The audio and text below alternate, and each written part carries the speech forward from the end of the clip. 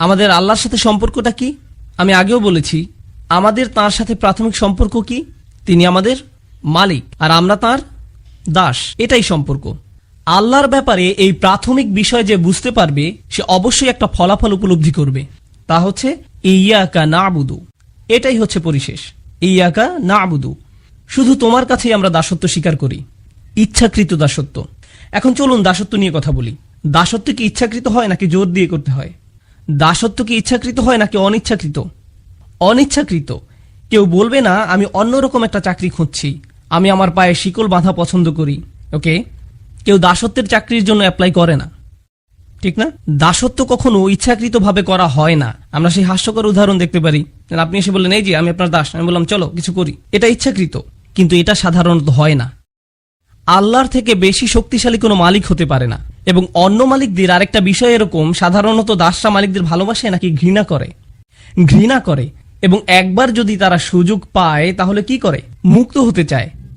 এবং যদি তারা মালিকের প্রশংসাও করে তাহলে সেটা কি সত্যি নাকি মিথ্যা প্রশংসা?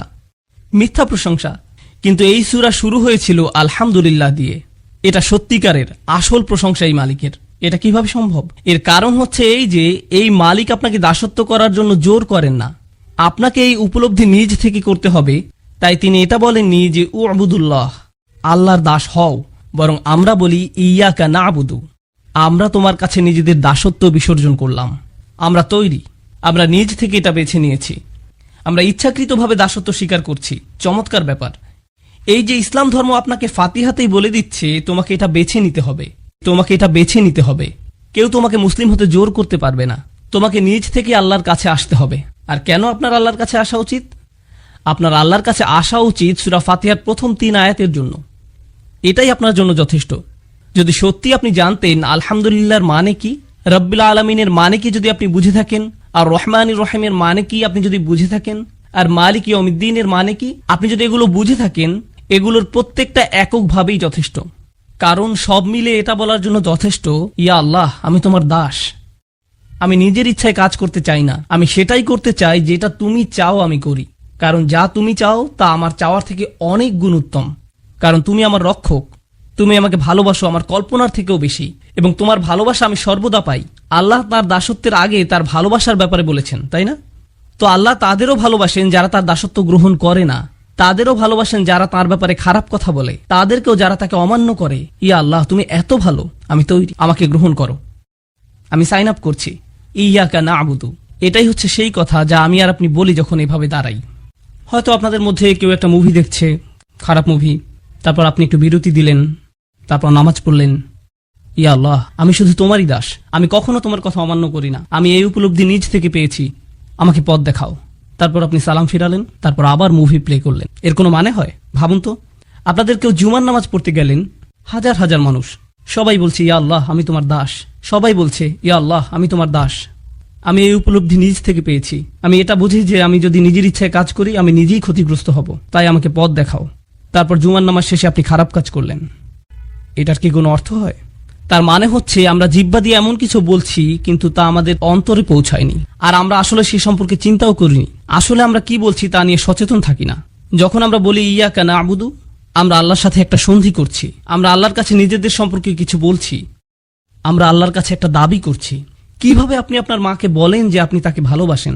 আপনি যখন বাসায় আসেন তিনি আপনাকে বলেন জুতা খোলো, আপনি সেগুলো খোলেন না। তিনি আপনাকে বলেন ডিনার টেবিলে বসে খাও, আপনি সোফায় বসে খান। তিনি বলেন তোমার বন্ধুদের নিয়ে এসো না, আপনি আপনার বন্ধুদের নিয়ে আসেন। তিনি বলেন উচ্চস্বরে শব্দ করো না, আপনি শব্দ আরো বাড়িয়ে দেন। আর তারপর আপনি তাকে বলেন মা আমি আপনাকে ভালোবাসি। এটা কি একটা তামাশা নয়? তিনি কি কষ্ট পান না যখন তাকে বলেন যে আপনি তাকে ভালোবাসেন? এটা কি আপনার মায়ের জন্য অপমানকর নয়? আমরা কি আল্লাহকে অপমান করছি না? তিনি আমাদের যা যা করতে নিষেধ করেছেন আমরা তা সবই করছি। তারপর আমরা বলি ইয়া আল্লাহ আমরা আপনার দাস, আমরা পরিপূর্ণ দাস। সুবহানাল্লাহ।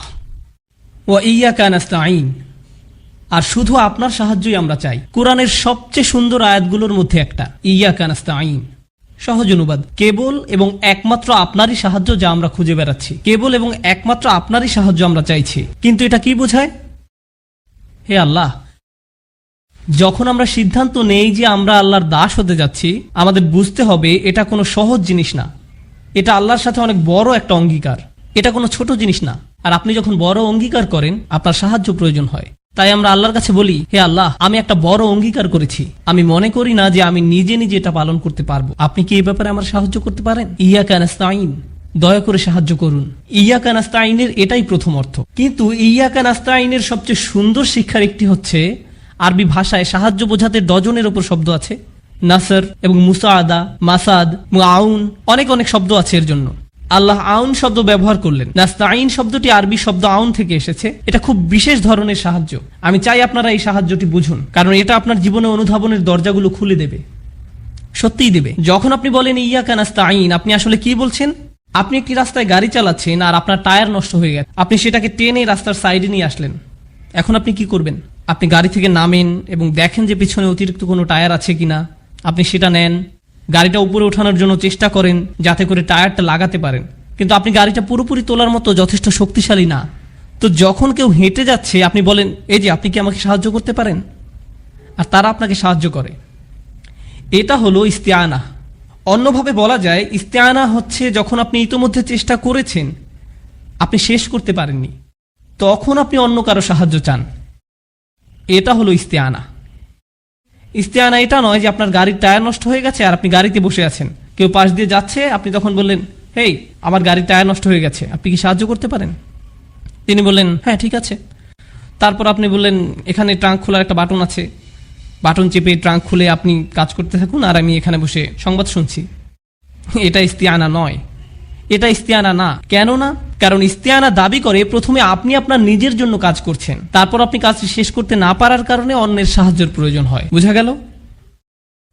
সুতরাং অলস মানুষেরা ইস্তেআনা চাইতে পারেন না। যারা কোনো কাজ করে না তারা এই ধরনের সাহায্য চাইতে পারে না। নাস্তাইন বলার মাধ্যমে আপনি প্রকৃতপক্ষে আল্লাহকে বলছেন, ইয়া আল্লাহ, আমি চেষ্টা করেছি, আমি আপনাকে বলছি যে আমি চেষ্টা করেছি, আমি চেষ্টা করেই যাচ্ছি, আপনি দেখতে পাচ্ছেন, আর এখন আপনার সাহায্য প্রয়োজন। তো এই পৃথিবীর কেউ যে আল্লাহর দিকে ফিরে আসে আর বলে, কিভাবে সম্ভব যে আপনি আমাকে সাহায্য করেন না? আর মানুষ তা করে। লোকে জিজ্ঞেস করে, কিভাবে আল্লাহ আমাকে সাহায্য না করে? আর এমনকি তারা নিজেরাও চেষ্টা করে না, তারা নিজেরা কোনো উদ্যোগ নেয় না, কিন্তু তারা আল্লাহকে দোষারোপ করে যে তাকে সাহায্য কেন করছে না। তারা কেবল তাদের নিজেদেরকে দোষারোপ করতে পারে। এটাই আল্লাহর মূলনীতি। তিনি আপনাকে সাহায্য করবেন যখন আপনি নিজে উদ্যোগ নেওয়া শুরু করবেন। যদি আপনি নিজে নিজে উদ্যোগ না নেন, তিনি আপনাকে সাহায্য করবেন না। দুটো জিনিস আপনাকে এখানে বুঝতে হবে। আমি দুটো সম্পর্কেই বলবো। পৃথিবীতে এমন মানুষ আছে যারা কোনো উদ্যোগ নেয় না, আবার তারপর আল্লাহর কাছে সাহায্য আশা করে। এটা কখনোই আসবে না। সাহাবারা ফিরিস্তাগণ দ্বারা সাহায্য প্রাপ্ত হয়েছিলেন বদরের যুদ্ধে, আপনারা সেটা জানেন। সাহাবারা যুদ্ধে ফিরিস্তাগণ কর্তৃক সাহায্য প্রাপ্ত হয়েছিলেন, কিন্তু সাহাবাদেরকে যুদ্ধে যেতে হয়েছিল, শত্রুপক্ষকে মোকাবেলা করতে হয়েছিল, আর তারপর ফিরিস্তাগণ এসেছিলেন। ফিরিস্তাগণ আগে থেকেই সেখানে অপেক্ষারত ছিলেন না। এই আমরা এখানে 3টা থেকে আছি, তোমরা কোথায় ছিলে? এটা এভাবে ঘটে না। ইব্রাহিম আলাইহিসসালামকে আগুনে নিক্ষিপ্ত হতে হয়েছিল, তারপর এটা শীতল হয়েছিল। বোঝা গেল? আপনাকে প্রথম আপনার অংশটুকু করতে হবে, যতটুকু আপনি পারেন, তারপর আল্লাহ সাহায্য আসবে। এটা নিজে নিজে আসে না। আরেকটা দিক হলো, এমন কিছু মানুষ আছে যারা ভাবে তারা নিজেরাই সব করতে পারে, তাদের আল্লাহর সাহায্য চাওয়ার দরকার নেই। আমি আমার চাকরিটি পেয়েছি কারণ আমি খুবই বুদ্ধিদীপ্ত, আমার খুব সফল একটা ব্যবসা আছে কারণ আমি খুব ভালো কিছু সিদ্ধান্ত নিয়েছিলাম, আমার একটা ভালো ডিগ্রি আছে কারণ আমি খুব চটপটে। আর আমরা ভাবা শুরু করি আমরা এটা পেয়েছি কারণ আমরা এটার যোগ্য দাবিদার, অথবা আমরা নিজেরা এটা অর্জন করেছি। ফাতিহা আমাদেরকে শিক্ষা দিচ্ছে সাফল্য তা এই জীবনে হলেও দুটো জিনিস থেকে আসে। আপনি নিজে উদ্যোগ নেবেন, তারপর আপনি অন্যের সাহায্য চাইবেন। এবার বলছি নাস্তাইন সম্পর্কে শেষ বিষয়টি। যখন আপনি কারো কাছে সাহায্য চান, এটা সবসময় নির্দিষ্ট। যদি আমি কোনো একটা পাহাড়ের গায়ে ঝুলে থাকি, হেল্প, আর কেউ হেঁটে যাচ্ছে আর আমাকে 1 বোতল পানি দিল, আমি যে সাহায্য চেয়েছিলাম তা হলো আমাকে উপরে তুলুন। এটা নির্দিষ্ট। আমি আর অন্য কোনো ধরনের সাহায্য চাইছিলাম না, আমি এই ধরনের সাহায্য চেয়েছিলাম। আপনারা বুঝতে পারছেন? আপনার যখন কলমের কালি শেষ হয়ে যায় আর আপনি বলেন, আপনি কি আমাকে সাহায্য করতে পারেন, তার মানে আপনি তাদের কলম চাইছেন। কিন্তু তারা যদি আপনাকে একটা বিস্কিট দেয়, সেটা সেই সাহায্য না যা আপনি খুঁজছেন। সাহায্য সবসময় নির্দিষ্ট। এটা কি পরিষ্কার? কারণ এটা সবসময় নির্দিষ্ট। আপনাকে বলতে হবে আপনি কোন সাহায্যটি চাইছেন। কিন্তু এই আয়াতে আমরা বলি ইয়াকা নাস্তাইন, ফিমা, কিসে? আমরা আপনার সাহায্য চাই। আমরা আল্লাহকে বলি, ইয়া আল্লাহ, আমরা আপনার কাছে সাহায্য চাইছি, কিন্তু কিসে আমার সাহায্য চাইছো? তুমি কি তোমার স্বাস্থ্যের বিষয়ে আমার সাহায্য চাইছো? তোমার পারিবারিক জীবনে? তুমি কি তোমার পড়াশোনায় আমার সাহায্য চাইছো? তুমি কি তোমার ধর্ম বিষয়ে আমার সাহায্য চাইছো? তুমি কি চাইছো? কেউ যখন খুব মরিয়া থাকে তখন তারা কি বলবে সেটা বুঝতে পারে না, তারা এমনকি ব্যাখ্যাও করতে পারে না তাদের কিসে সাহায্য প্রয়োজন। তখন তারা শুধু বলে সাহায্য করুন। এটা আমরা ফাতিহাতে বলি, হে আল্লাহ সাহায্য করুন, কারণ আমাদের যা যা দরকার তার সংখ্যা অনেক, এমনকি আমরা তার তালিকাও তৈরি করতে পারি না। তাই আমরা শুধু বলি ইয়াকা নাস্তাইন। সুবহানাল্লাহ। ইয়াকা না'বুদু ওয়া ইয়াকা নাস্তাইনের উপর শাইখ আশ-শারাই রাহিমাহুল্লাহর একটা সুন্দর কথা আছে, আমার খুবই প্রিয়। তিনি বলেছিলেন, সুবহানাল্লাহ, তিনি বলেছিলেন কেন আল্লাহ ইয়াকা না'বুদু প্রথমে বলেছিলেন আর কেন তিনি ইয়াকা নাস্তাইন দ্বিতীয় বললেন। কি হতো যদি তিনি এটা উল্টো করে দিতেন? কেন আপনি এটা উল্টে দিতে পারেন না, ইয়াকা নাস্তাইনু ওয়া ইয়াকা না'বুদু? তিনি বলেন দুটো কারণ আছে কেন আপনাকে এই পৃথিবীতে রাখা হয়েছে, সাহায্য চাইতে নাকি ইবাদত করতে, আল্লাহর দাসত্ব করতে। তাই আমাদের উদ্দেশ্যটা প্রথমে উল্লেখ করে নেওয়া হলো, আর আমাদের এই উদ্দেশ্য সফল করতে হলে আমাদের কি প্রয়োজন তা বলা হয়েছে দ্বিতীয়ত। কিন্তু আরেকটা আছে যেটা আরো বেশি সুন্দর জিনিস, যখন আমরা নিজেদের আল্লাহর কৃতদাসে পরিণত করি, যখন আমরা আল্লাহর ইবাদত করি এটা আল্লাহর জন্য, যখন আমরা সাহায্য চাই এটা কার জন্য? আমাদের জন্য। ইয়াকা না'বুদু আল্লাহর জন্য, আর ইয়াকা নাস্তাইন আমাদের জন্য। আপনি আল্লাহর জন্য যেটা চান তা আগে উল্লেখ করা উচিত, আর নিজের জন্য যেটা চান তা পরে উল্লেখ করা উচিত। এটা সুন্দর আচরণের অংশ, এটা ভালো বিনয়। ইয়াকা না'বুদু ওয়া ইয়াকা নাস্তাইন। সুবহানাল্লাহ। আপনারা বুঝতে পেরেছেন? আমাদের আলোচ্য বিষয় হবে সূরাটির বাকি অংশের দার্স শেষ করা। ফাসাল্লি লিরাব্বিকা ওয়ানহার ইন্না শানিআকা হুয়াল আবতার।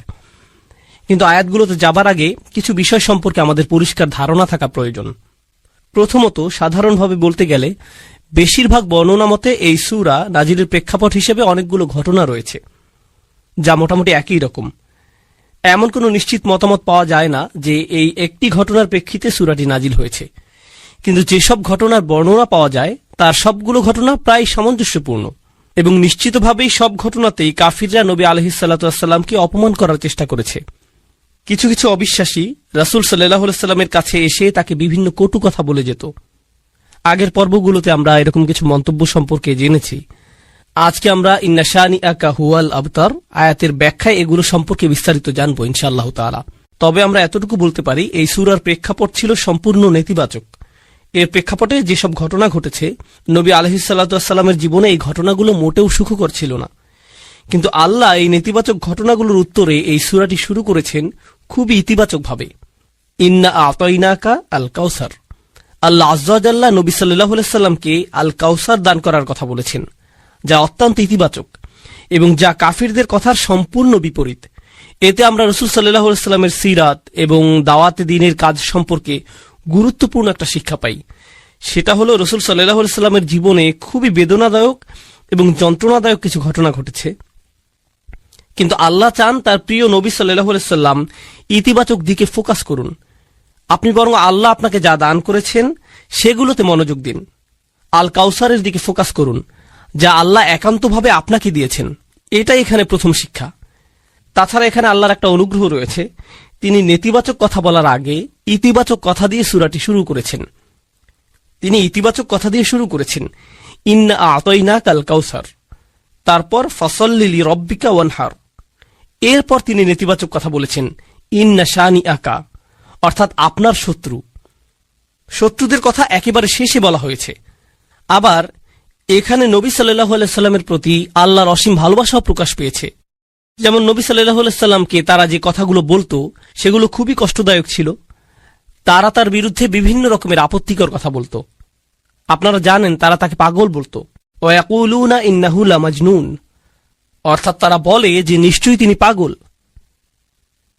ইয়াকুলুনা সাহির, তারা বলতো তিনি একজন জাদুকর। তারা তাকে মিথ্যাবাদী বলতো, সাহিরুন কাজ্জাব, অর্থাৎ একজন মিথ্যাবাদী জাদুকর। তো তারা তার বিরুদ্ধে এই ধরনের অভিযোগ করে তাকে কষ্ট দিত। কিন্তু তাদের যে কথার প্রেক্ষিতে এই সূরা নাজিল হয়েছে তা আরো অনেক বেশি কষ্টদায়ক ছিল। আগের পর্বগুলোতে সংক্ষেপে এই বিষয়ে আমরা জেনেছিলাম। এখন আমরা বিস্তারিত আলোচনা করব, কারণ এই পর্যায়ে বিষয়টি উল্লেখ করা গুরুত্বপূর্ণ। দেখুন, হাদিসে এসেছে রাসূল সাল্লাল্লাহু আলাইহি ওয়াসাল্লাম তার একজন সন্তান হারিয়েছেন, একজন পুত্র সন্তান। পরবর্তী হাদিসে আমরা তার নাম সম্পর্কে জানব। এখানে বিষয়টা ছিল তার সন্তান মারা গিয়েছে এবং চারিদিকে এই খবর ছড়িয়ে পড়েছে। আপনারা জানেন সন্তান হারানো পিতামাতা কেমন কষ্টের ভিতর দিয়ে যান। লোকজন এসে আপনাকে সান্ত্বনা দেওয়ার চেষ্টা করে, তারা এমন কিছু কথা বলে, সমবেদনা জানায়, যা আপনাকে এই বিশাল কষ্ট সহ্য করতে কিছুটা হলেও সাহায্য করে। তাছাড়া আপনি যখন কাউকে এই কষ্টের মধ্যে যেতে দেখেন, সে যদি এমনকি আপনার শত্রুও হয়, আপনি হয়তো সেখানে গিয়ে সবার পেছনে দাঁড়িয়ে থাকবেন, কিছুই বলবেন না। কারণ যত যাই হোক, তারা তাদের সন্তান হারিয়েছে।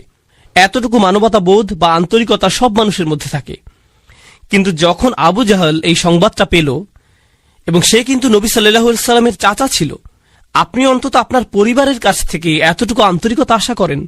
যত বিরোধ সব না হয় একদিকে থাক, আর দিন শেষে তোমরা তার পরিবারেরই অংশ। কিন্তু না, তার মনে নবী সাল্লাল্লাহু আলাইহি সাল্লামের জন্য এত বেশি বিদ্বেষ ছিল যে সে চারদিকে দৌড়াতে দৌড়াতে উল্লাস করছিল, হাসতে হাসতে লোকজনকে বলছিল, বাতারা মুহাম্মাদুন, মুহাম্মাদের বংশ নিঃশেষ হয়ে গিয়েছে, তার নাম নেয়ার আর কেউ থাকবে না। অন্যভাবে বলতে গেলে আপনার ছেলে সন্তানের মাধ্যমেই আপনার বংশধারা অব্যাহত থাকে। যেহেতু তিনি তার পুত্র সন্তান হারিয়েছেন এবং তার শুধু কন্যা সন্তানেরই অবশিষ্ট আছে, তাই ভবিষ্যতে তার নাম নেয়ার মতো আর কেউ থাকবে না। তাহলে মুহাম্মদ আমাদের জন্য অস্থায়ী একটা সমস্যা, কারণ তার বংশধারা অব্যাহত রাখার মাধ্যম হিসেবে তার কোনো ছেলে সন্তান আর নেই। তাই অচিরেই এই পৃথিবী থেকে তার নাম নিশানা মুছে যাবে।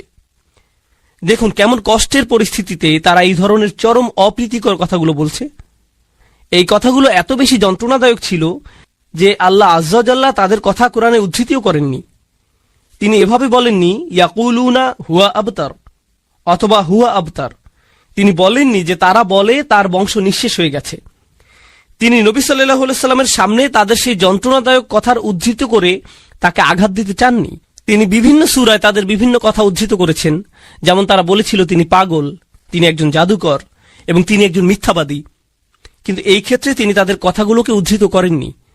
তিনি সরাসরি তাকে সান্ত্বনা দিয়েছেন, ইন্না শানিআকা হুয়াল আবতার, আপনার শত্রুরাই নির্বংশ নিশ্চিহ্ন হবে।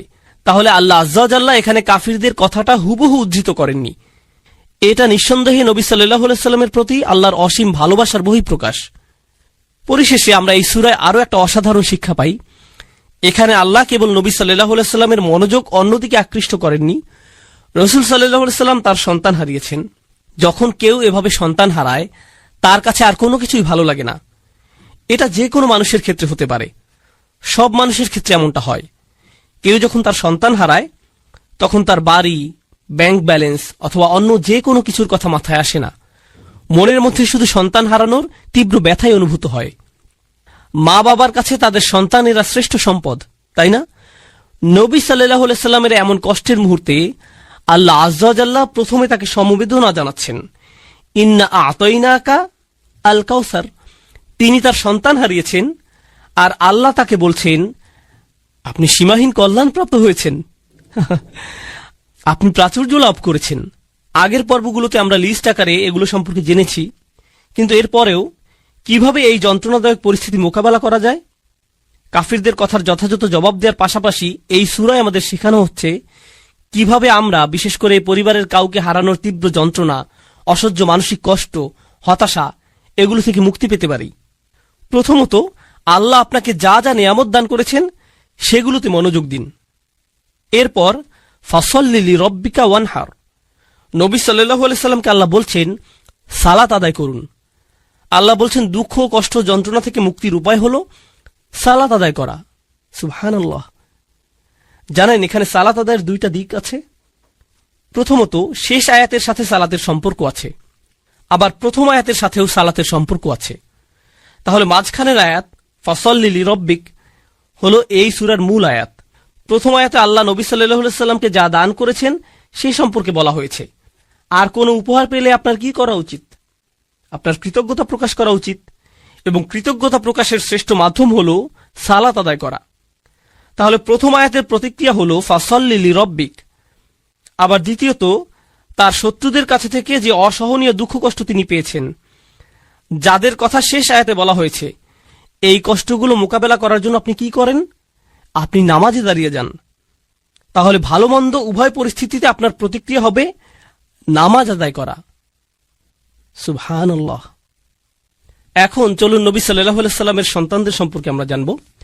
আন ইবনে আব্বাস রাদিয়াল্লাহু তাআলা আনহুমা কল, ইবনে আব্বাস রাদিয়াল্লাহু আনহুমা হাদিসটি বর্ণনা করেছেন, কান আকবরু ওয়ালাদি রাসূলুল্লাহ সাল্লাল্লাহু আলাইহি ওয়াসাল্লাম আল কাসিম, রাসূল সাল্লাল্লাহু আলাইহি সাল্লামের বড় সন্তানের নাম ছিল কাসিম রাদিয়াল্লাহু আনহু, সুম্মা জাইনাব, তারপর জাইনাব, সুম্মা আব্দুল্লাহ, তারপর আব্দুল্লাহ, সুম্মা উম্মু কুলসুম, সুম্মা ফাতিমা, সুম্মা রুকাইয়া, ফামাত আল কাসিম। তাহলে এখান থেকে আমরা তার সন্তানদের বয়সের ক্রমও জানতে পারি। তো প্রথম সন্তান ছিলেন কাসিম, তারপর জাইনাব, তারপর আব্দুল্লাহ, তারপর উম্মে কুলসুম, তারপর ফাতিমা, তারপর রুকাইয়া। মাক্কি যুগের শেষের দিকে কাসিম রাদিয়াল্লাহু আনহু ইন্তেকাল করেন। এরপর মাদানী যুগে আব্দুল্লাহও মারা যান। কারো কারো মতে সূরাটি কাসিম রাদিয়াল্লাহু তাআলা আনহুর মৃত্যুর প্রেক্ষাপটে নাজিল হয়, আবার অন্যদের মতে আব্দুল্লাহ রাদিয়াল্লাহু তাআলা আনহুর মৃত্যুর পরে এটি নাজিল হয়। আবার অন্য একটি বর্ণনায় আমরা রাসূল সাল্লাল্লাহু আলাইহি সাল্লামের আরও একজন সন্তানের কথা জানতে পারি, ইব্রাহিম রাদিয়াল্লাহু আনহু। তাহলে তার কোন সন্তানের মৃত্যুর প্রেক্ষিতে সূরাটি নাজিল হয়েছে, এই ব্যাপারে বিভিন্ন মতামত পাওয়া যায়।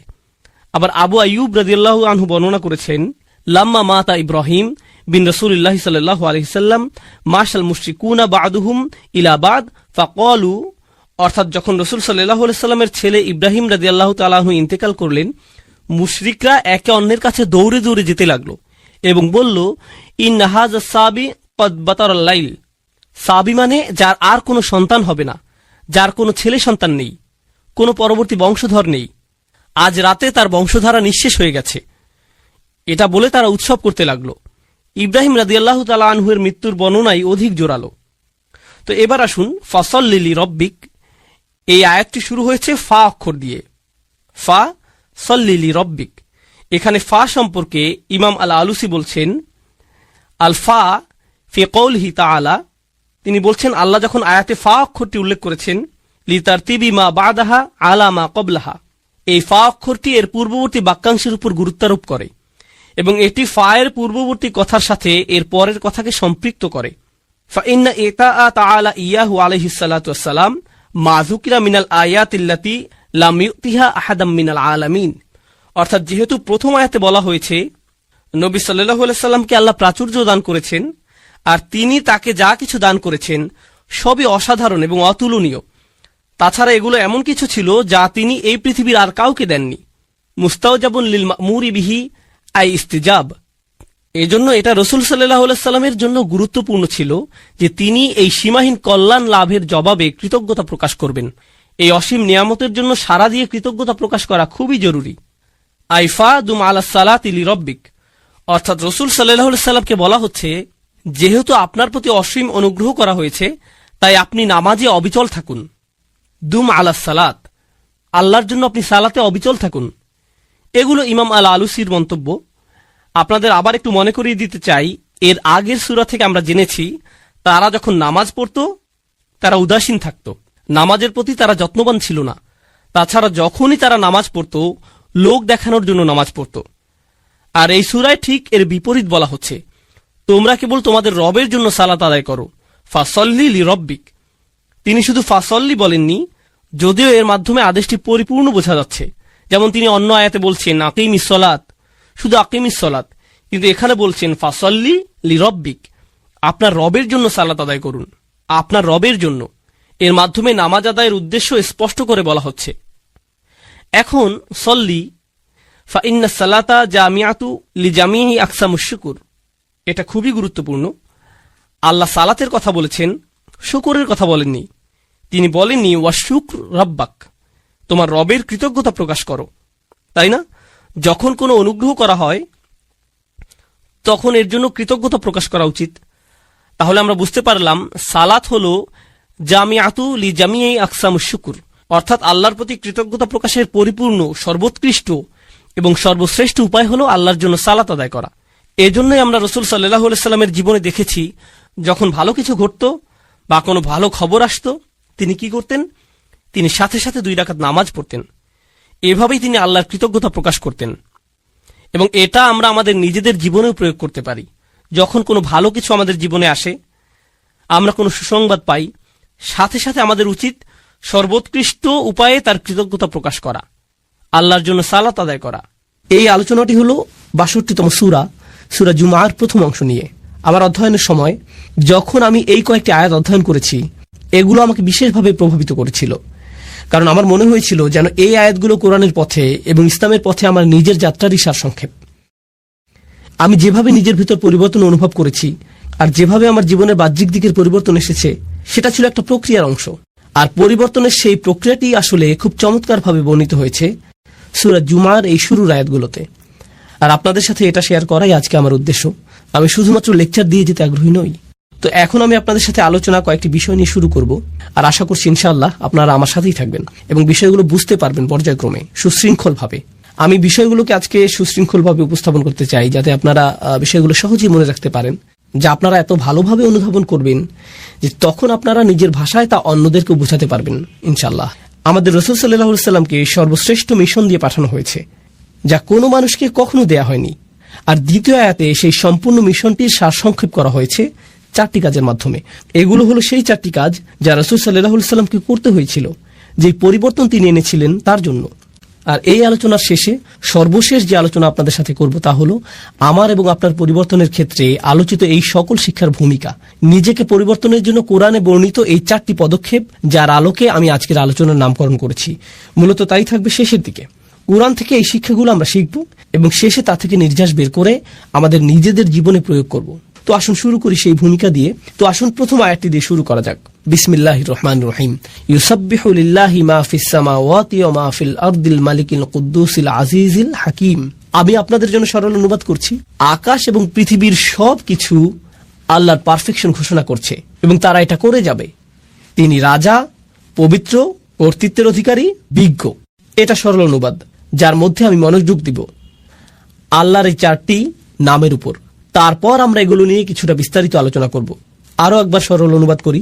আকাশের সবকিছু এবং পৃথিবীর সবকিছু ঘোষণা করে এবং ঘোষণা করতে থাকবে আল্লাহর পারফেকশন, যিনি রাজা, পবিত্র, কর্তৃত্বের অধিকারী, বিজ্ঞ।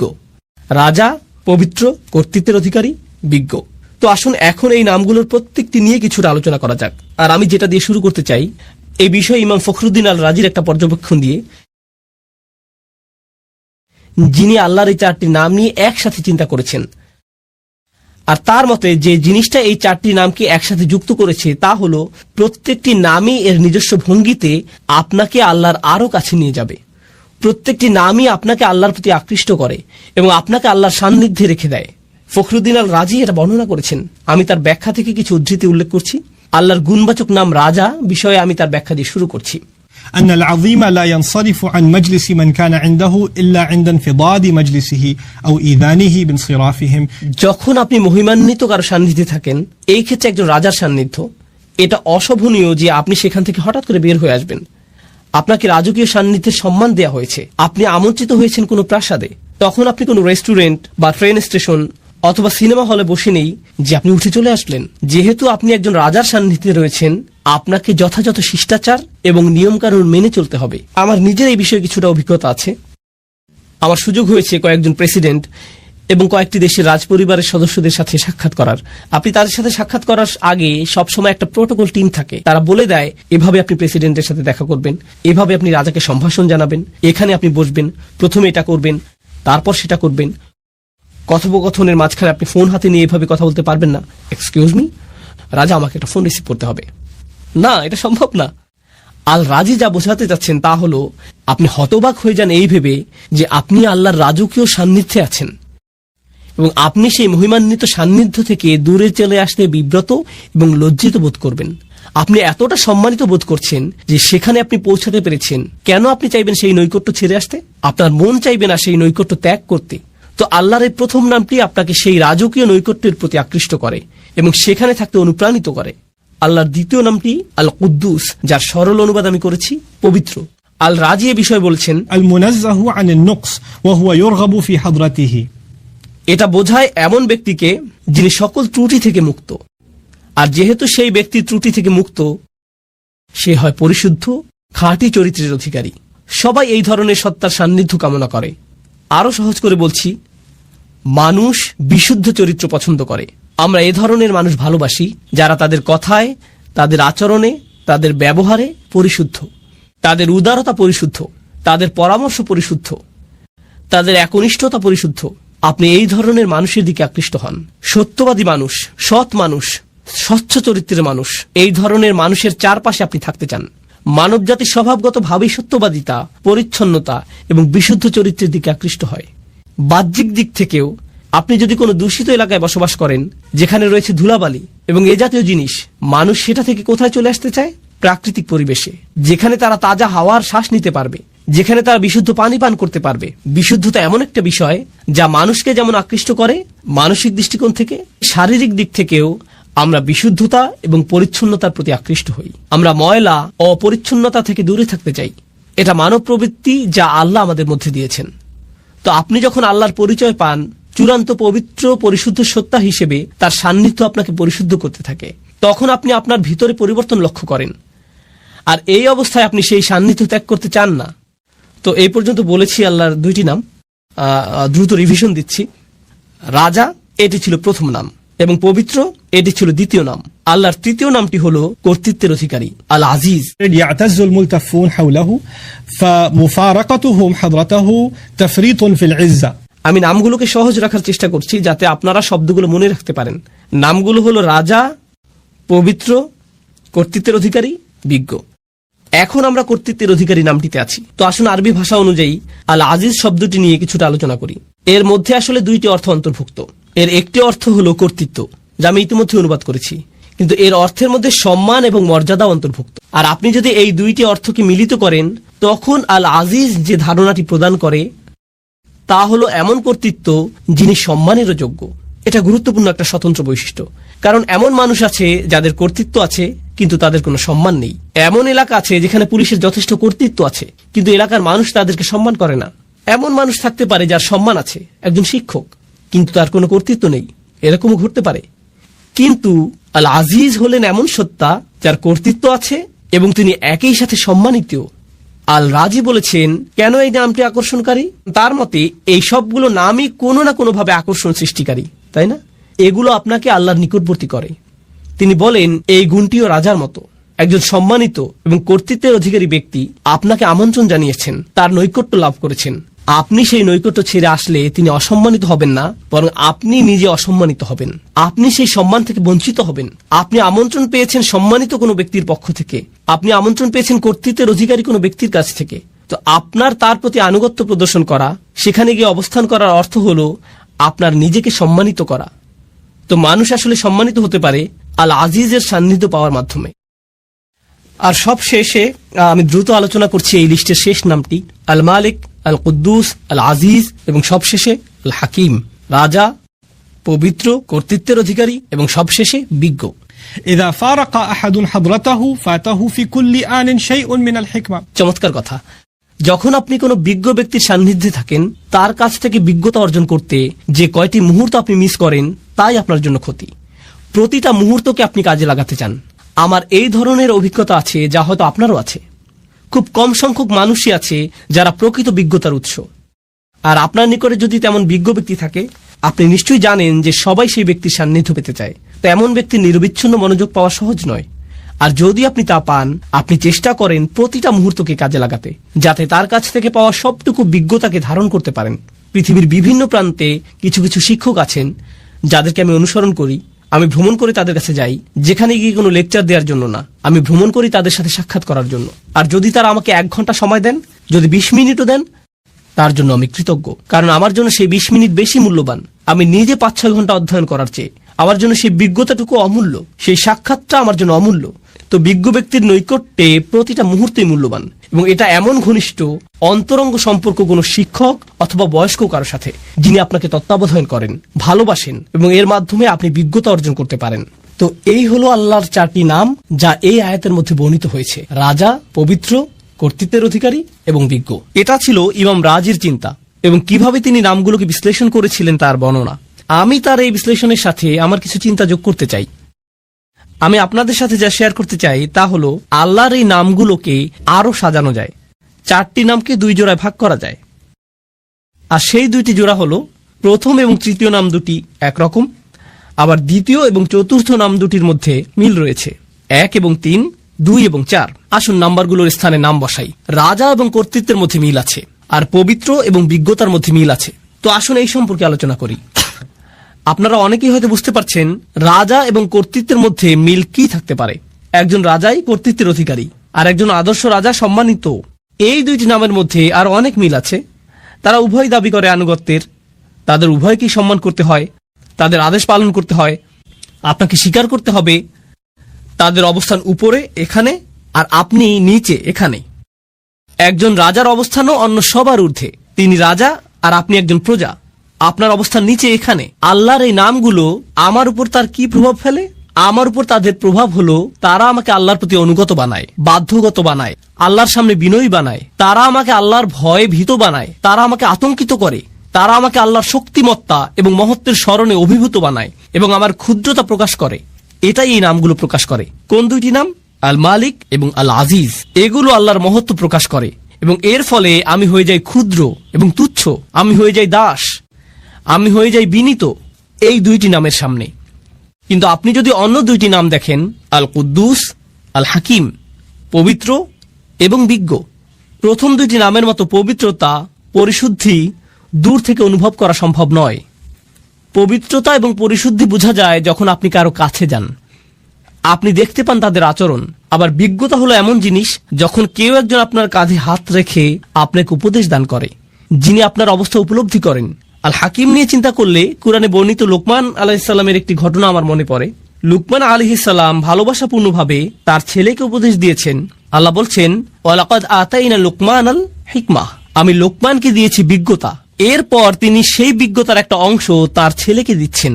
সেই অন্তরঙ্গ, ঘনিষ্ঠ, ভালোবাসাপূর্ণ সম্পর্ক বিজ্ঞতা প্রদানেরই একটা অংশ। আপনি দূর থেকে বিজ্ঞতা অর্জন করতে পারবেন না। আপনাকে কারো সাথে সম্পর্ক তৈরি করতে হবে যাতে তিনি আপনার অবস্থার সাথে সম্পর্কিত উপদেশ প্রদান করতে পারেন। অন্য নামটি আল কুদ্দুস, পরিশুদ্ধ সঙ্গ, পবিত্র সঙ্গ, এমন সঙ্গ যার উপস্থিতিতে আপনি ভালো অনুভব করেন, আপনি প্রশান্তি অনুভব করেন। আমার কাছে আল কুদ্দুস এবং আল হাকিমকে এভাবেও সম্পর্কিত মনে হয়, যখন আপনি পরিশুদ্ধ কারো সান্নিধ্যে থাকেন তখন আপনার হৃদয় পরিশুদ্ধ হতে শুরু করে। আর আপনি যখন বিজ্ঞ কোনো ব্যক্তির সান্নিধ্যে থাকেন তখন তার বিজ্ঞতা দ্বারা আপনার মন পরিশুদ্ধ হতে শুরু করে। তো হৃদয় এবং মন পবিত্র হয় আল কুদ্দুস এবং আল হাকিম দ্বারা। তো দুইটি নাম হলো দূরত্ব সূচক, রাজকীয়, মহিমান্বিত, এমনকি ভয় সৃষ্টিকারী। আর অন্য দুইটি নাম নৈকট্য সূচক, বন্ধুত্বপূর্ণ, তারা আপনাকে কাছে টানে। এটা থেকে মনে হয় যেন এই নামগুলো বোঝায় দূরে কাছে, বারে বারে দূরে রাখা এবং কাছে টানার প্রক্রিয়া চলছে। আমার এবং আল্লাহর মধ্যে সম্পর্কের ক্ষেত্রে এই নামগুলোর যে বিপরীতধর্মী প্রতিক্রিয়া, তা আসলে খুবই চমৎকারভাবে কোরআনে বর্ণিত হয়েছে। আর আল্লাহর সাথে আমার সম্পর্কের ক্ষেত্রে এই উভয় অবস্থাই দরকারি। প্রথমে আমি আপনাদেরকে এর একটা উদাহরণ দিতে চাই। এক্ষেত্রে আমার প্রিয় উদাহরণটি হল মূসা আলাইহিস সালামের উদাহরণ। যখন তিনি আগুন দেখতে পেলেন, তিনি ছিলেন তার পরিবারের সাথে, আর তখন তিনি পাহাড়ের উপর আগুন দেখতে পেলেন। তিনি তার পরিবারকে বললেন, তোমরা এখানে থাকো, আমি আগুন দেখতে পেয়েছি, সম্ভবত আমরা সেখান থেকে পথ চলার নির্দেশনা পাবো। তিনি বুঝতেই পারেননি যে উপরে গিয়ে তিনি আল্লাহর সাথে কথা বলবেন। যখন তিনি সেখানে গেলেন তখন প্রথম অনুভূতি কি ছিল? আল্লাহ বলেছেন, ইয়া মূসা ইন্নী আনা রব্বুক ফাখলা'ন আলাইক। মূসা, নিঃসন্দেহে আমি তোমার প্রভু, অতএব জুতা খুলে প্রবেশ করো। ইন্নাকা বিল ওয়াদিল মুকাদ্দাসি তুয়া, নিঃসন্দেহে তুমি পবিত্র তুয়া উপত্যকায় আছো। তিনি ভয় পেয়ে গেলেন। আল্লাহ মূসা আলাইহিস সালামের উপর তার প্রভুত্বকে প্রতিষ্ঠিত করলেন। তিনি একজন দাস মাত্র, জুতা খুলে ফেলো, যথাযথ সম্মান প্রদর্শন করো। এটা একটা ভয় সৃষ্টিকারী সম্পর্ক। পরেই আল্লাহ কি বললেন? ওয়া আনা উখতারতুকা ফাসতামি' লিমা ইউহা, এবং আমি তোমাকে মনোনীত করেছি, আমি তোমাকে বাছাই করে নিয়েছি, তোমার উপরে যা নাজিল করা হচ্ছে তা মনোযোগ দিয়ে শোনো। অর্থাৎ আল্লাহ বলছেন, আমি তোমার মধ্যে সম্ভাবনা দেখেছি, এজন্যই তোমাকে মনোনীত করেছি। এখন তিনি মূসা আলাইহিস সালামকে স্বাভাবিক করতে চাইছেন। ইন্নানি আনাল্লাহ লা ইলাহা ইল্লা আনা ফা'বুদনি, নিঃসন্দেহে আমি আল্লাহ, আমি ছাড়া ইবাদতের যোগ্য আর কেউ নেই, আমার দাসত্ব করো। এটা আবারও প্রভুত্ব এবং দাসত্ব ভয় সৃষ্টিকারী সম্পর্ক। আর এর ঠিক পরেই নৈকট্য সূচক সম্পর্ক। ওয়াকিমিস সালাতা লিযিকরি, নামাজ কায়েম করো যাতে আমাকে স্মরণ করতে পারো। আল্লাহর স্মরণ অবশ্যই হৃদয়ের সাথে সম্পর্কিত এবং আল্লাহর সাথে নৈকট্য প্রকাশকারী বিষয়। এরপরেই তিনি আবারও তাকে ভয় দেখাচ্ছেন এবং বলছেন, ইন্নাস সাআতা আতিয়াতুন আকাদু উখফিহা লিতুজজা কুল্লু নাফসিন বিমা তাসআ ফালা ইয়াসুদ্দান্নাকা আনহা মান লা ইউমিন বিহা ওয়াত্তাবা হাওয়াহু ফাতারদা। কিয়ামত নিকটবর্তী, আমি এটাকে প্রায় সম্পূর্ণ গোপন রেখেছি, যাতে প্রত্যেক ব্যক্তি তার প্রচেষ্টা অনুযায়ী প্রতিদান পেতে পারে। যারা কিয়ামতে বিশ্বাস করে না এবং নিজের প্রবৃত্তির অনুসরণ করে, তাদেরকে সেই সুযোগ দিও না যাতে তোমাকে বিভ্রান্ত করতে পারে, তাহলে তুমি পাহাড় থেকে নিচে পড়ে যাবে। আক্ষরিকভাবে তিনি বলেছেন ফাতারদা, কারণ মুসা আলাইহিস সালাম পাহাড়ের উপরেই দাঁড়িয়েছিলেন। তো তিনি বললেন তারা রূপক অর্থে পাহাড় থেকে পড়বে, ব্যতিক্রম কিছু করলে তুমি আসলেই পড়ে যাবে। এই সূরাটি শুরু হয়েছে কিছু অপরাধীদের প্রতি কয়েকটি ভয়ঙ্কর ঘোষণার মাধ্যমে। ইনশাআল্লাহ তাআলা এই সূরাটি পাঠের মাধ্যমে সূরা মুতাফফিফিন আমরা প্রথমেই এই শব্দটি নিয়ে জানব। এরপর আল্লাহ চাইলে এর সাথে সাথে এর আগের সূরার সাথে এর সম্পর্ক নিয়েও আমরা জানব। আমি ভুলেই গিয়েছিলাম। আসসালামু আলাইকুম রহমতুল্লাহি তাআলা ওয়া বারাকাতুহু। যাই হোক, তো এবার প্রথমেই আমরা জেনে নেই মুতাফফিফিন শব্দের অর্থ কি। ওয়াইলুল লিল মুতাফফিফিন। মুতাফফিফিন শব্দটি তাফফাফা শব্দ থেকে এসেছে, ত, ফা এবং ফা। মুতাফফিফ শব্দটি দিয়ে বিশেষ এক ধরনের মানুষদের বোঝানো হয়েছে। এমন কিছু মানুষ, তারা যখন ব্যবসা করতে চায়, তারা যখন কারো কাছ থেকে কিছু পণ্য কিনতে যায়, তারা কিছুটা বেশি পেতে চায়, কিন্তু যখন দেওয়ার পালা আসে, তারা যতটুকু দেওয়া উচিত তার চেয়ে কিছুটা কম দেয়। আর এটা দুইভাবেই হয়ে থাকে, বাস্তব এবং অলিক। যেমন ধরুন, সেবা দেওয়ার সময় হয়তো কাউকে আপনার নির্দিষ্ট ঘন্টার কাজ করে দেওয়ার কথা, আপনার 5 ঘন্টার কাজ করার কথা, আপনি 4 ঘন্টা 58 মিনিট করলেন। 2 মিনিট আপনি কে দেখতে আসবে, কোনো ব্যাপার না, তাই না?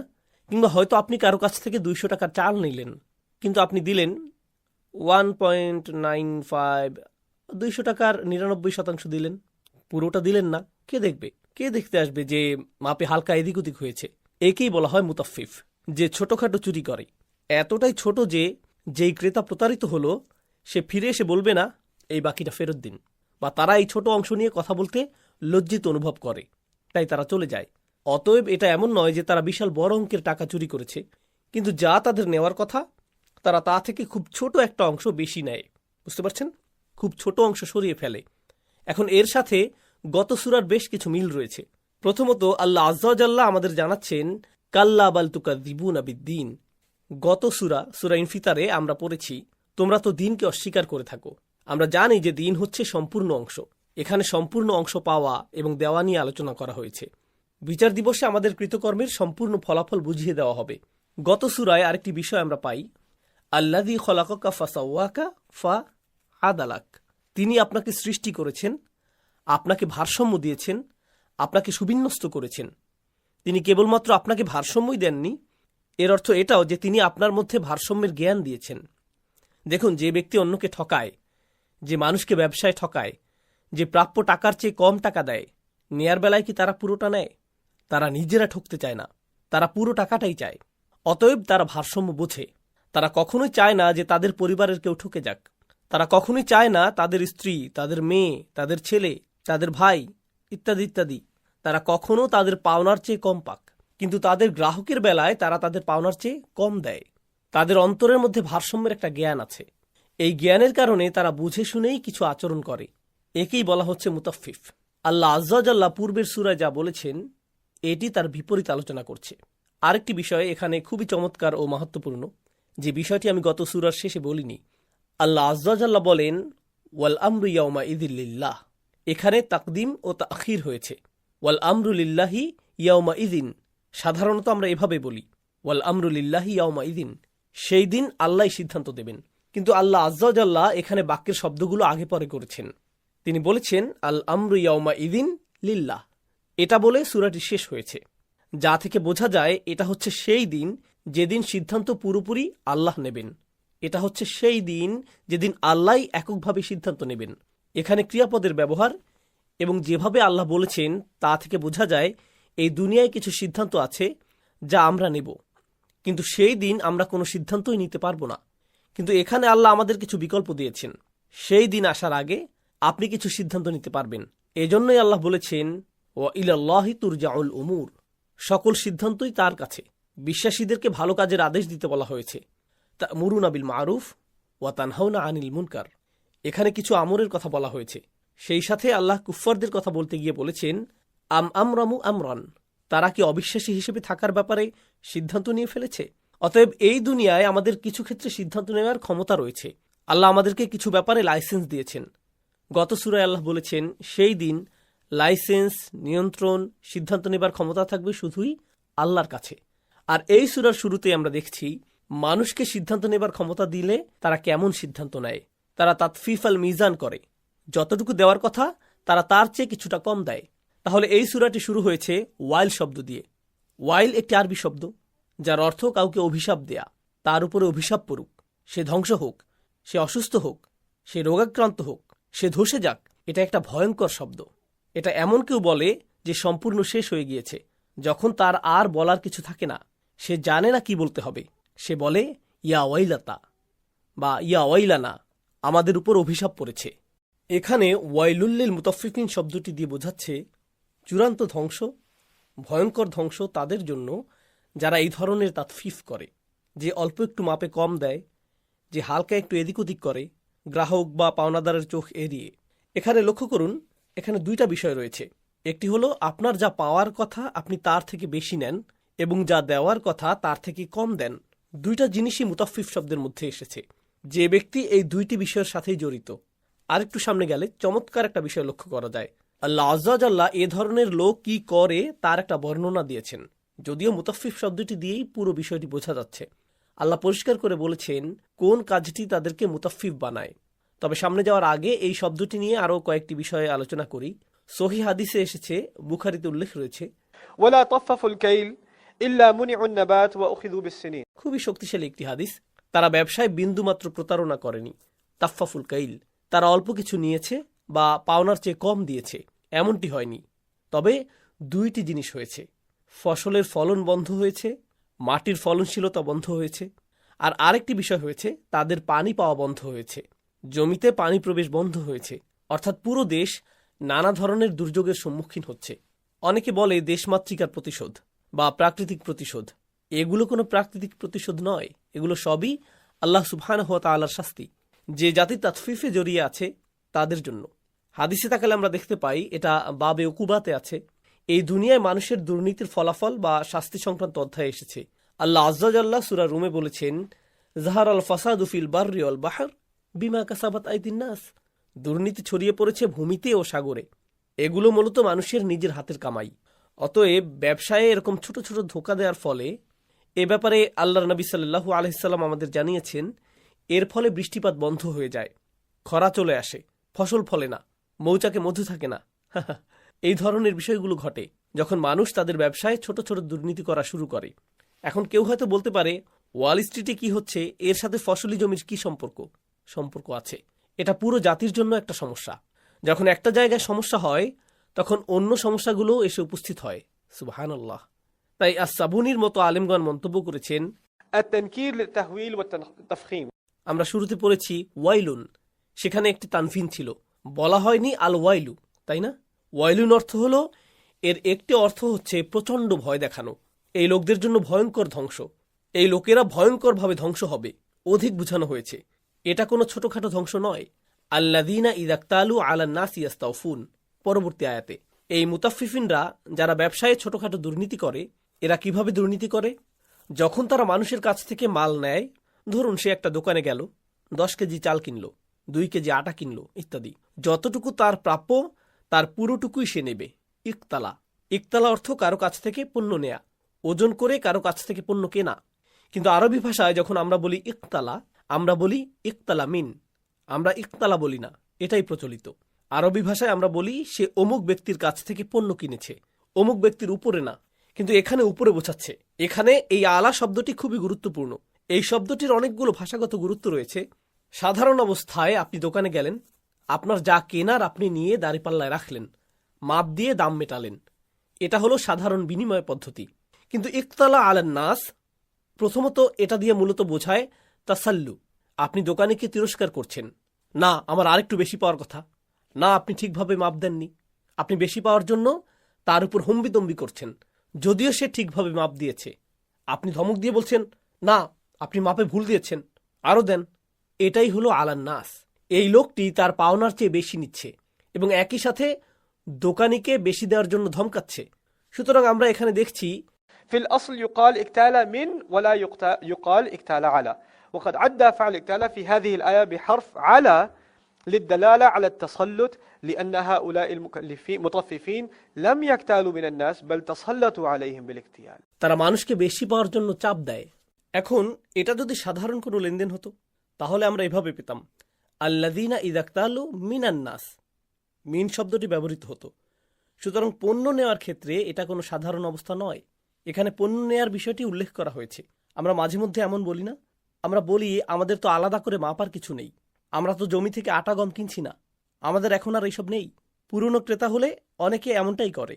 কেউ হয়তো একটা ভুল করলো, অমনি আপনি তার উপর ক্ষেপে গেলেন, না আমার 8 মাসের ফ্রি সার্ভিস পাওয়ার কথা, আপনি এটা সেটা নিয়ে আসলেন। হ্যাঁ, আপনার সাথে এই ভুল হওয়ার কথা না, কিন্তু আপনি সর্বশক্তি দিয়ে তার উপর ঝাঁপিয়ে পড়লেন, কারণ আপনি চাকরিতে এটাই শিখেছেন বা আপনি অন্যদের এমনটি করতে দেখেছেন, তাই আপনি এই ফ্রি সার্ভিস পাওয়ার জন্য মরিয়া হয়ে উঠেছেন। এই ভুল করার কারণে আপনি সেই লোককে চাকরি থেকে বরখাস্ত করালেন যে এই অর্ডার নিয়েছে। সেই লোকটি হয়তো 100টি কল রিসিভ করেছিল। এই আপনার ম্যানেজারকে, আমি আপনার ম্যানেজারের সাথে কথা বলতে চাই, এত বাজে সার্ভিস দিচ্ছেন আপনারা। আপনি কিছু সুবিধা পাওয়ার জন্য ধমকাচ্ছেন। হ্যাঁ, কিছু সময় এর প্রয়োজন আছে, কিন্তু বেশিরভাগ সময়েই আপনি নিজেকে প্রশ্ন করে দেখবেন আপনার এমন আচরণ করা অনুচিত। তাহলে ইকতালা আলান নাস, আল্লাযীনা ইযাক্তালু আলান নাস ইয়াস্তাউফুন, এখানে খুবই চমৎকার একটি শব্দের মাধ্যমে আল্লাহ চিত্রিত করেছেন। সুবহানাল্লাহ। এখানে ইয়াস্তাউফুনা শব্দটির অর্থ তাদেরকে পরিপূর্ণভাবে দেয়া হয়েছে, তারা যা চায় তাদেরকে পরিপূর্ণভাবে মেপে দেয়া হয়েছে। কিন্তু ইয়াস্তাউফুন শব্দের অর্থ হলো তারা পরিপূর্ণভাবে পাওয়ার চেষ্টা করে। এ থেকে বোঝা যায় তারা যে পরিপূর্ণভাবে পায় কিনা তা নিয়ে নয়, তাদের আরো চাই আরো চাই আরো চাই এরকম একটা ভাব থাকে। এরা ক্রেতা হিসেবে খুবই চালাক ধরনের হয়ে থাকে। এই আয়াতটি ব্যবসায়ীদের জন্য নয়, এটা ক্রেতাদের জন্য, যারা তাদের পাওনার চেয়ে বেশি নেয়। পরের আয়াতে বলা হচ্ছে ওয়া ইযা কালুহুম আও ওয়াজানুহুম ইখসিরুন, যখন তারা অন্যদের জন্য মাপে, যখন তারা পণ্যের ওজন করে, নির্দিষ্ট পরিমাণ দেয় অন্যদের জন্য, ইখসিরুন, তারা এমনভাবে মাপে যেন পাওনাদারের লোকসান হয়। খাসিরাত শব্দের অর্থ লোকসান, আকসারা শব্দের অর্থ অন্যকে লোকসানের মুখে ফেলা, অন্যকে লোকসানে ফেলা।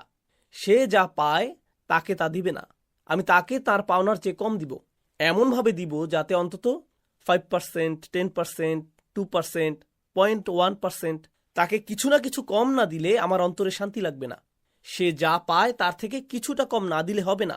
এটাই হলো ইখসিরুন, তারা এমনভাবে মাপে যেন অন্যে লোকসানে পড়ে। এখানে আরেকটি ব্যাপার হলো, এখানে চমৎকার ভাষায় বর্ণনা করা হয়েছে। সাধারণত আরবি ভাষায় এভাবে বলার কথা ওয়া ইযা কালু লাহুম আও ওয়াজানু লাহুম, এখানে একটি হরফে জার হবার কথা। তারা তাদের ক্রেতাদের জন্য মাপে বা তারা দাঁড়িপাল্লায় তাদের জন্য মাপে, এখানে লাম হবার কথা। লাম না থাকার কারণে বোঝা যাচ্ছে এটি কোনো তমেই লেনদেনের কথা বলছে না, এখানে কোনো সাধারণ লেনদেন বোঝাচ্ছে না। তারা মানুষকে কিছু পণ্যে এমনভাবে ধোকা দিয়েছে যেভাবে এখানে লামটিও হারিয়ে গিয়েছে। লাম হারিয়ে গেছে যেন সেই পণ্যটিও হারিয়ে গেছে। এটা আরবি ভাষার একটি আলংকরিক গুণ। সুবহানাল্লাহ। তাহলে ওয়া ইযা কালুহুম আও ওয়াজানুহুম ইখসিরুন, এখন এখানে আল্লাহ কেবলমাত্র ব্যবসায়ীদের ব্যাপারে বলেননি, তিনি এখানে শুধুমাত্র চালাক ক্রেতাদের ব্যাপারে বলেননি, যারা ধমক দিয়ে অন্যদের থেকে বেশি নিয়ে নেয়। এখানে আরও একটি বিষয় বর্ণিত হয়েছে। আল্লাহ বলেছেন আফালা ইয়াতাদাব্বারুনাল কুরআন, তারা কি কোরআন নিয়ে গভীরভাবে ভাবে না? তাদাব্বুর শব্দটি দিয়ে বোঝায় কোনো কিছুর পেছনে তাকানো, দুবুর অর্থ কোনো কিছুর ভেতরে খতিয়ে দেখা। এমন একজন মানুষের চরিত্র আসলে কেমন, সে এমন আচরণ করছে কিন্তু এর পেছনে আসল কারণ কি, কেন সে মানুষকে এভাবে ধোকা দিচ্ছে, এবং মানুষের সাথে এই ধরনের আচরণ করেও সে খুব স্বাভাবিক আছে। কেউ যদি আগে থেকে এরকম না হয়ে থাকে, এরকম চালাক না হয়ে থাকে, সে কারোর সাথে এসব করতে গেলে অপ্রস্তুত হয়ে পড়বে। আপনাদের মধ্যেও হয়তো অনেকে এরকম করেছেন। আপনি কারোর সাথে দামাদামি করতে গেলে কিছুটা অপ্রস্তুত হয়ে পড়বেন। তখন হয়তো আপনি আপনার ভাই বা বোনকে নিয়ে যাবেন দরদাম করতে, আপনি নিজে এটা করতে পারবেন না, কারণ এটা আপনার ব্যক্তিত্বের সাথে যায় না, কিন্তু সে এটা করতে পারবে। সে খুব সহজেই দাম বাড়িয়ে বলবে। কিংবা আপনি কোনো ক্রেতা হলে যদি আপনি না জানেন কিভাবে কথা বলতে হবে, আপনি শুধু অর্ডার করতে জানেন, আপনি এমন কাউকে নেবেন যে চালাক প্রকৃতির, যে কঠিন ভাষায় দরদাম করতে পারে, যে আপনার হয়ে দরদাম করে দেবে। এখন কেমন ধরনের মানুষ এই কাজ করতে পারে, কোন ধরনের মানুষের এমন ব্যক্তিত্ব থাকে? পরবর্তী আয়াতেই বলা হচ্ছে আলা ইয়াজুন্নু উলাইকা আন্নাহুম মাবউসুন, এরা হলো তারাই যারা উলাইকা শব্দটি দিয়ে তাদের থেকে দূরত্ব বোঝাচ্ছে। আল্লাহ আজ্জা ওয়া জাল্লা তাদের থেকে নিজের দূরত্ব তৈরি করেছেন। আল্লাহ তাদের সাথে সরাসরি কথা বলছেন না, তিনি বলছেন তাদের প্রতি, হুম ব্যবহার করেননি, বলেছেন উলাইক। বেশ দূরত্ব নিয়ে বলেছেন। তারা কি কখনোই অনুধাবন করেনি? তারা কি একবারও ভেবে দেখেনি যে তাদেরকে আবারও উঠানো হবে? তাদেরকে আবারও উঠানো হবে। আপনারা বলতে পারেন এর সাথে ব্যবসার কি সম্পর্ক? দেখুন, যখন তারা প্রথমবার এমনটা করে তারা কিছুটা নার্ভাস থাকে। প্রথমবার যখন করে আমার মনে হয় এটা করা উচিত না, হয়তো সে কারো অ্যাকাউন্টেন্ট হয়ে কারোর উপর অন্যায়ভাবে কর আরোপ করছে, এমন ভুল কাগজপত্র তৈরি করতে গিয়ে সে কিছুটা ইতস্তত করে। দ্বিতীয়বার করার সময় সে কিছুটা কম নার্ভাস থাকে এবং পার পেয়ে যায়। এভাবে চলতে চলতে এক সময় সে সিস্টেমকে পাশ কাটানো শিখে যায়, কিভাবে আইন কানুন ফাঁকি দিতে হয়। সে শিখে যায় কিভাবে কি করতে হয়। সে নিজে তো করতেই পারে, সেই সাথে সে অন্যদেরকেও শেখায় কিভাবে আইনকে পাশ কাটাতে হয়। এভাবে তারা প্রচণ্ড আত্মবিশ্বাসী হয়ে পড়ে। তাদের এই আত্মবিশ্বাস আসে এই বিশ্বাস থেকে যে কোনো আইনই তাদেরকে আটকাতে পারবে না। তারা পুরোপুরি শিখে গেছে কিভাবে আইনকে ফাঁকি দিতে হবে। এভাবেই তাদের আত্মবিশ্বাস জন্মায়, তাদের এমনকি অহমিকাও জন্মায়। তারা তাদের অন্যায় কাজের জন্য গর্ববোধ করে যখন তারা দীর্ঘদিন ধরে আইনের ধরাছোঁয়ার বাইরে চলে যায়। তারা বুঝতে পারে তাদেরকে কেউ ধরতে পারবে না, তারা পার পেয়ে যাবে। আপনারা দেখবেন বর্তমান সময়ে অনেক অপরাধী ধরা পড়ে যখন তারা মনে করে তাদের কেউ ধরতে পারবে না। এভাবে তারা কিছুটা উদাসীন হয়ে যায়। এই উদাসীনতার কারণে তারা ধরা পড়ে যায়। তাহলে এখানে আল্লাহ বলছেন যে তাদেরকে যে আবার উঠানো হবে, অবশ্যই আল্লাহর সামনে উঠানো হবে। তাদেরকে আবার জীবন দেয়া হবে এবং আল্লাহর সামনে উঠানো হবে। এটা এমনকি তাদের জান পার করেনি, ধারণা, এই চিন্তা এমনকি তাদের ধারণাতেই আসেনি। এখানে বাআসা শব্দটি গত সূরার একটি শব্দের অংশবিশেষ। আমরা পড়েছিলাম ওয়াইদাল কুবুর বুসিরাত। বাআসা ও আসারাত মিলে হয় বুসিরাত। তাহলে গত সূরার একটি শব্দের অংশ নিয়ে এখানে বোঝানো হচ্ছে। এমনকি এটা নিয়ে ন্যূনতম চিন্তাও এদের মাথায় নেই। তাদেরকে যে তাদের আমলনামা নিয়ে দাঁড়াতে হবে এই চিন্তা তাদের মনে ঢুকতেই পারছে না। তারা এই চিন্তাকে পুরোপুরি আটকে দিয়েছে। লিয়াউমিন আযীম, তাদেরকে এক মহান দিবসে দাঁড় করানো হবে। এখানে আযীম শব্দটির ব্যাপারে আমি আপনাদের সাথে হয়তো আলোচনা করেছি বা করিনি। সাধারণত আযীম শব্দটি দিয়ে বোঝায় মহান, কিন্তু এটি এসেছে আরবি আজম শব্দ থেকে, যার বহুবচন হলো ইজাম। এর বহুবচন হলো আযীম ও আজম। আজম মানে হলো হাড়। হাড় তো কঠিন হয়, শক্তপোক্ত, এটা ভাঙা কঠিন। যেমন কোনো প্রাণী এর হাড় দিয়ে আঘাত করলে আপনি আহত হবেন, অন্য কোনো অঙ্গ দিয়ে আঘাত করলে হয়তো আপনার তেমন কিছু হবে না। তাহলে আজম শব্দটির একটি অর্থ হলো মহান। তবে শুধু মহান নয়, এটা সুকঠিন, খুবই শক্তপোক্ত। এটা আপনার গায়ে লাগলে আপনি ব্যথা পাবেন। এটাই হলো আযীম। এটা এমনই কঠিন দিন, তারা অনুভবই করতে পারে না যে এমন একটি দিন তাদের সামনে আসছে। ইয়াউমা ইয়াকুমুন নাসু লিরাব্বিল আলামিন। গত সূরায়, সামনে আগানোর আগে বলে রাখি, আল্লাহ বলেছেন তাদের কি কোনো অনুভূতিই নেই যে তাদেরকে এমন মহান দিনে দাঁড়াতে হবে? আল্লাহ কি গত সূরায় সেই মহান দিন সম্পর্কে কিছু বলেছিলেন? আল্লাহ বলেছেন ইযাস সামাউন ফাতারাত ওয়া ইযাল কাওয়াকিবু ইনতাসারাত ওয়া ইযাল বিহারু ফুজ্জিরাত ওয়া ইযাল কুবুরু বুসিরাত। যখন আকাশকে উন্মুক্ত করে দেয়া হবে, যখন তারকাসমূহ পাতার মতো খসে খসে পড়বে, যেন এগুলোতে মুক্ত বসানো আছে। আপনি পাতায় একটা ঝাঁকি দিলেন আর এগুলো বিক্ষিপ্তভাবে খসে পড়ল, এবং সমুদ্রগুলো উত্তাল হয়ে পড়বে আর কবরগুলো উন্মোচিত করা হবে। এগুলোর ভেতরে যা ছিল সেগুলোকে বের করে আনা হবে। এই দিনের মাহাত্ম্যকে পুরোপুরি ফুটিয়ে তোলা হয়েছে। এত কথা বলার পরেও কিছুটা এগুলো শুনেও তাদের মনে পুরোপুরি প্রভাব ফেলেনি। তাই লিয়াউমিন আযীম এখানে আলাদা আরেকটি আয়াত দেয়া হয়েছে। এমন একটি মহান দিনের কথা শুনেও, যাকে সূরা নাবায় আল্লাহ বলছেন নাবাউল আযীম, এত শক্তিশালী আয়াত শুনেও তাদের মনে কিছুই হয়নি, কিছুই মনে ঢোকেনি। এবং আমরা এই সূরার সামনের দিকে আরও দেখব কেন তাদের মনে কিছুই ঢোকে না। এত ভয়ঙ্কর কথা শুনেও তাদের মনে কেন কোনো প্রভাব পড়ে না। ইয়াউমা ইয়াকুমুন নাসু লিরাব্বিল আলামিন, ইয়াউমা ইয়াকুমুন নাসু লিরাব্বিল আলামিন। গত সূরায় আমরা পড়েছি আলিমাত নাফসুম মা কদ্দামাত ও আখারাত। প্রত্যেকে জানতে পারবে সে যা আগে পাঠিয়েছে এবং যা পিছনে রেখে গেছে। প্রত্যেকেই জানতে পারবে কিসে সে বিনিয়োগ করেছে, যা সে আগে পাঠিয়েছে, কোন কোন সুযোগ সে হেলায় হারিয়েছে। আর আমরা এর দৈর্ঘ্য নিয়ে গত সূরায় পড়েছি। এখানে ভিন্ন একটি চিত্র, একই দৃশ্যের ভিন্ন উপস্থাপনা। সেই মহান দিনে যেদিন মানুষ সমগ্র বিশ্বের মহান প্রতিপালকের সামনে দাঁড়াবে।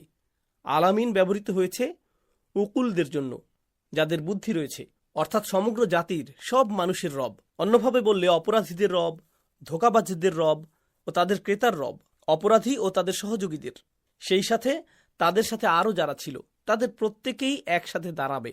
তারা এমনকি ক্ষুদ্র পরিমাণ অন্যায় থেকেও পার পাবে না। কাল্লা, একটুও নয়। অর্থাৎ তাদের এই মনোভাব তাদেরকে কোনোভাবেই বাঁচাতে পারবে না। কাল্লা দিয়ে বোঝাচ্ছে তারা যে মনে করে যে তাদেরকে আর উঠানো হবে না, তারা এভাবে ভাবে কারণ এটাই তারা বিশ্বাস করে। তারা দুনিয়াতে তাদের আচরণের ব্যাপারে এতটাই আত্মবিশ্বাসী হয়ে গেছে যে তারা ভাবে এটাই তাদের বাঁচার জন্য যথেষ্ট হবে। আসলে মানুষের বড় ভুলগুলোর একটি হলো তারা পাপ করে, এতটাই আপনার মনে করেন তাদের পাপের কোনো সীমা নেই। তখন তারা কি করে জানেন? তারা এর ফলাফল নিয়ে চিন্তা করা বন্ধ করে দেয়। এখন আপনি চিন্তা করা বন্ধ করলেই কি এর শাস্তি কমে যাবে? না, এতে কিছুই হবে না। আপনি যদি মনে মনে ভাবেন যে এতে কোনো শাস্তি নেই, আপনার এই ভাবনায় কোনো লাভ হবে না। তাই আল্লাহ বলেন, কাল্লা, না না না, আপনার এই ভাবনা আপনাকে বাঁচাতে পারবে না। আপনি নিজের মতো করে কিছু ভেবে নিতে পারেন, আপনি ভাবতে পারেন আপনি নিরাপদ, কিন্তু এই শাস্তি আপনাকে ঘিরে ধরবেই। তিনি বলেন, ইন্না কিতাব আল ফুজ্জারি লাফি সিজ্জিন। এই আয়াতটা খুবই চমৎকার। আয়াতটিকে পুরো প্রেক্ষাপটটা বোঝার জন্য আসুন গত সূরার সাথে মিলিয়ে পড়ি। আপনি দেখবেন আমরা যে সূরাগুলো অধ্যয়ন করছি এতে একই সাথে ফেরেশতাদের বর্ণনাও রয়েছে। প্রতিটি সূরাতেই এগুলো প্রায় একসাথেই বর্ণিত হয়েছে। গত সূরায় আমরা এমন ফেরেশতাদের ব্যাপারে জেনেছি যেগুলো এখানে রয়েছে। ইন্না আলাইকুম লাহাফিজিন কিরামান কাতিবিন ইয়ালামুনা মা তাফআলুন। প্রহরারত ফেরেশতাগণ এখানে আছেন, তারা পবিত্র, অতএব তারা অন্যায়ভাবে কিছু লিখবেন না। তারা অভিজাত, অতএব তারা লেখার ক্ষেত্রেও সেই আভিজাত্য ধরে রাখবেন। এবং তারা প্রতিনিয়ত লিখে যাচ্ছেন। এবং তারা কি লিখছেন? ইয়ালামুনা মা তাফআলুন। তারা জানেন আপনি কি করছেন, তারা আপনার কাজের ব্যাপারে সবই জানেন এবং তারা প্রতিনিয়ত লিখে যাচ্ছেন। তাহলে লেখার কথাটা গত সূরায় বিশেষভাবে উল্লেখ করা হয়েছে। কি লেখার ব্যাপারে? আমরা যা যা করি, আমাদের সব কাজ। এবার এখানে আরেকটি অংশ এসেছে, এটা আমাদের জন্য বোঝা ও ব্যাখ্যা করা অনেকটাই সহজ, কারণ আমার টেকনোলজির অভিজ্ঞতা আছে। আপনারা তো ডেটা এন্ট্রি সম্পর্কে জানেন। আপনি ডেটা লিপিবদ্ধ করছেন। ডেটা এন্ট্রি করতে আপনাকে একজন ভরসাযোগ্য মানুষকে নিয়োগ দিতে হবে, কারণ সেখানে যদি কোনো ভুল হয় তাহলে আপনি যে ইমেইল করেছেন, ফ্যাক্স করেছেন, আপনি যে চুক্তি করছেন, সেখানে যদি ভুল হয় তাহলে আপনাকে সমস্যায় পড়তে হবে। তাহলে প্রথম কথা, আমাদের কাজের ডেটা কে লিপিবদ্ধ করছে? ফেরেশতাগণ, তারাই এগুলো লিপিবদ্ধ করছে। তাহলে এখানে কি কোনো ভুল হওয়ার সম্ভাবনা আছে? না। কিন্তু এখানে আরও একটা ব্যাপার আছে।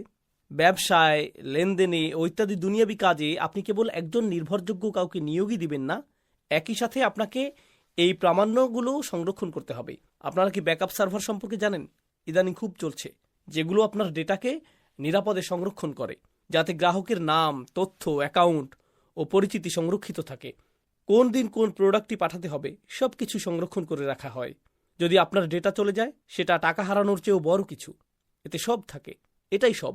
তাহলে গত সূরায় এই তথ্যগুলোর লিপিবদ্ধকরণ নিয়ে বলা হয়েছে, কিন্তু এই সূরায় বলা হচ্ছে সেই তথ্যগুলো কিভাবে সংরক্ষণ করা হচ্ছে, এগুলোকে কোথায় রাখা হয়েছে। কারণ যদি সংরক্ষণই নিরাপদ না হয় তাহলে এগুলো লিপিবদ্ধ করে লাভ কি? বুঝতে পেরেছেন? তাহলে এখন দেখুন, কাল্লা ইন্না কিতাব আল ফুজ্জার, না না না, নিশ্চিতভাবেই এই দাগী অপরাধীদের আমলনামা আল ফুজ্জার এসেছে ফজর থেকে, যেভাবে রাতের অন্ধকারকে ভেদ করে, একে ফজর বলা হয়। ফাজির হচ্ছে সে যে আল্লাহর আদেশকে খুব বাজেভাবে অমান্য করে। তারা এটা নিয়ে কোনো খারাপ বোধ করে না, তারা গর্ববোধ করে। তারা দুনিয়ার সবচেয়ে পাপের কাজগুলো করে। তারা করে কারণ তারা মনে করে তাদেরকে কেউ কিছু করতে পারবে না। তারা এমন মনোভাব পোষণ করে, কেই বা আমাকে দেখছে, কে আমাকে ধরতে আসবে, কে আমাকে আটকাবে, কেই বা আমাকে এগুলো নিয়ে ধরতে আসবে। তাহলে এই মনোভাব, আল্লাহ আজ্জাজাল্লাহ বলেন, তুমি একটি ফাজির হতেই পারো, কিন্তু তুমি যা করো সবই লিপিবদ্ধ করা হয়েছে এবং এগুলোকে একটি বইয়ে সংরক্ষণ করা হয়েছে। এটাই হলো দাগী অপরাধীদের আমলনামা। এটা হচ্ছে একটি তালিকা, একটি নিবন্ধন খাতা। কিছু আলেমগণ মন্তব্য করেছেন, প্রাচীন সময়ে অন্ধকার কূপ ব্যবহৃত হতো এবং সেখানে অপরাধীদের রাখা হতো। সেখানে ঢোকার মুখে একজন দারোয়ান থাকতো, একটা অফিসের মতো জায়গা থাকতো। সেই অফিসের ভিতরে রাখা মানুষগুলোর একটা তালিকা থাকতো। সেখানে লেখা থাকতো, অমুক লোক এতদিন ধরে এখানে আছে, তাকে অমুক সেলে রাখা হয়েছে, তাকে এই এই সাজা দেয়া হবে, এই সময় তাকে ঢোকানো হয়েছে, এতদিন পর তাকে বের করা হবে, ইত্যাদি ইত্যাদি। সেখানে একটা বিশাল তালিকা ছিল। তালিকাটা কোথায় রাখা হতো? একে রাখা হতো সেই জেলের ঠিক বাইরেই। ধরুন কেউ যদি বলে আমার সময় শেষ, আমি এবার বের হব, সেখানের দায়িত্বশীল কি দেখত? সেই তালিকাটা দেখত। এই দৃশ্যটি কিছু সালাফগণ বর্ণনা করেছেন। কয়েকজন বলেছেন